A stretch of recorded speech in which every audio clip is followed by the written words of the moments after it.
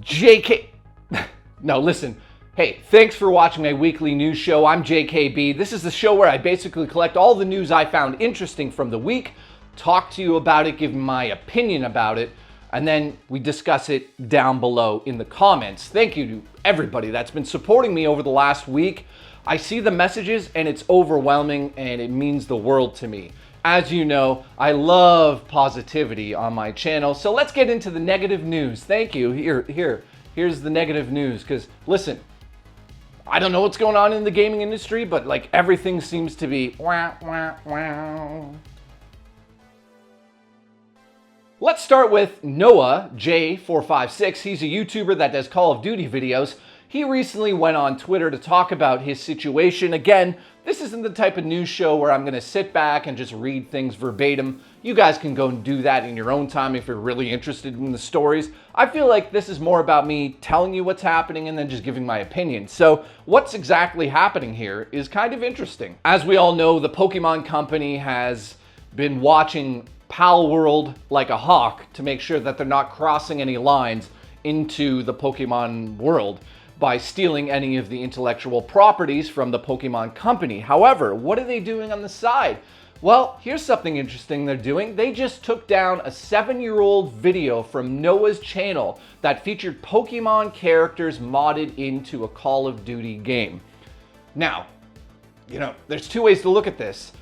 Yes, they own the IPs and they can take it down, but it's been there for 7 years, and now they're giving him a strike. After 7 years, does this lead into the Pal World thing? Are they thinking like we need to really tighten the grip around our IP and make sure that people know you can't take any of the Pokemon anymore and use them in anything, a mod, a game, and your own art, online, you can't do any of it anymore.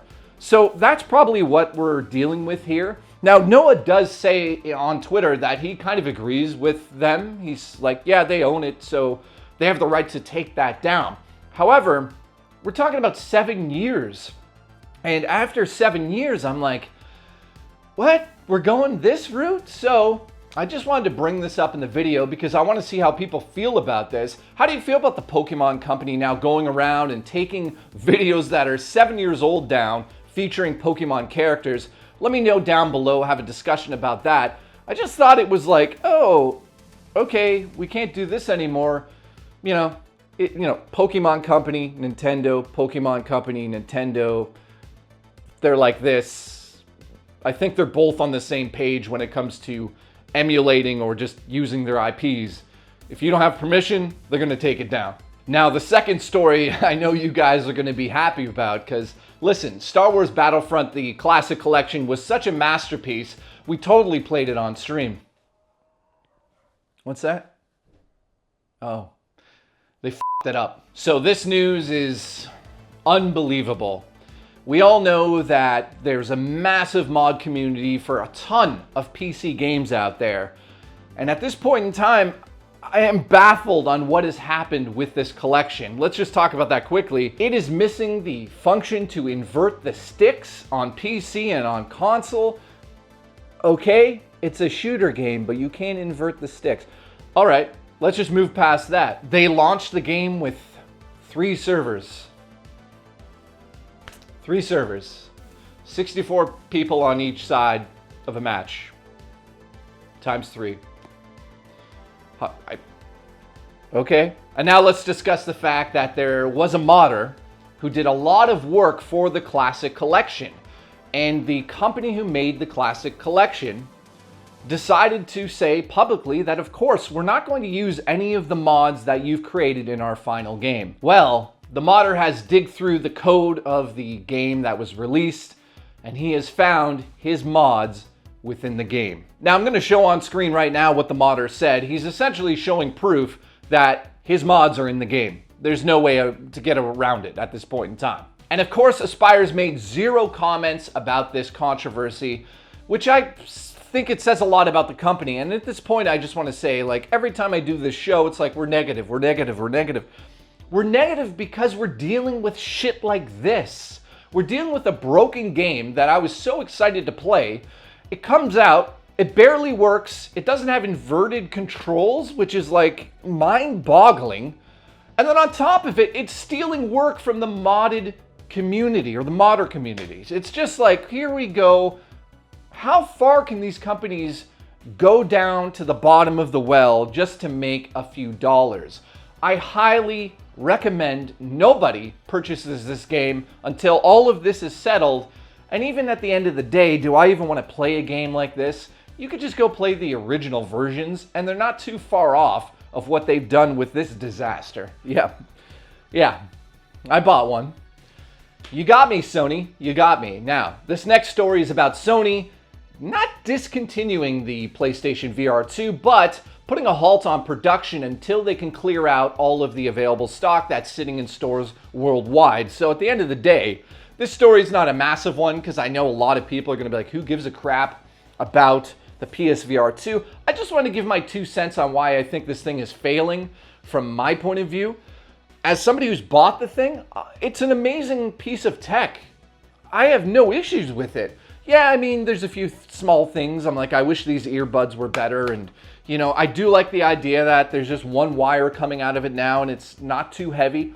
There's some positives here, but at the end of the day, I want to go play some of my games. And one of the biggest issues is for this device and for Sony, it's not backwards compatible with PSVR 1. And that is the biggest mistake. I don't give a crap about the price. For this price, the tech, I think it's okay. It might be slightly overpriced. I do like the fact, though, that Sony is allowing, you to use this with your PC in the future. That's going to be interesting. Maybe that'll open the door to a lot more software. But at the moment, you can't play games from PSVR 1, which is absolutely absurd. And number 2, what's available for this that I'm like, whoa, I must play it? The Star Wars game, yeah, I'll admit, had fun with that. The Horizon game was okay. I got to the top of a mountain and almost puked. But at the end of the day, where's the software support, Sony? And you're discontinuing the thing because it's not selling. You have to make games for it. Why not make it backwards compatible? That was the biggest mistake. Now, last thing I'm going to talk about, because you guys know I love horror movies and I love films, the Alien Romulus trailer just dropped today, and I wanted to give you my thoughts on it. Obviously, I'm a huge fan of Alien, going back to the original film. I love Aliens 2, Aliens 3 with David Fincher in the directing chairs. It's okay. There's a lot of problems with that one. Alien Resurrection, I kind of enjoyed the campiness of that. And then when, we keep going and going, I'm not going to get into all of that. But based on the trailer, you guys should go check it out for sure. It's all over the place. But I would say in terms of the director that they've chosen, he's a master at suspense. If you've seen Don't Breathe, then you know right away he can handle claustrophobic situations with, obviously there was no aliens in that movie, but situations where characters are in a claustrophobic environment and the way he moves that camera. So from the trailer, I'll just say, I think it looks like an Alien remake to a certain degree because obviously we're on a ship, we have an alien there, and there's an outbreak. That's what we saw from the teaser. So based on that, yeah, it's an Alien remake. It isn't necessarily an Alien remake, but the way I see it is, it looks like Alien with more dynamic camera movement and better cinematography, which probably, that's also just an opinion. Is it better than Alien? Well, there's some people that are going to say it is because of the dynamic movements that the camera is making. But remember, Ridley Scott really built the original Alien to just be a piece where you sit in a room and watch characters. It's not really about moving the camera around and getting that action on the screen. It's more psychological. This one looks like it's playing on both of your senses there.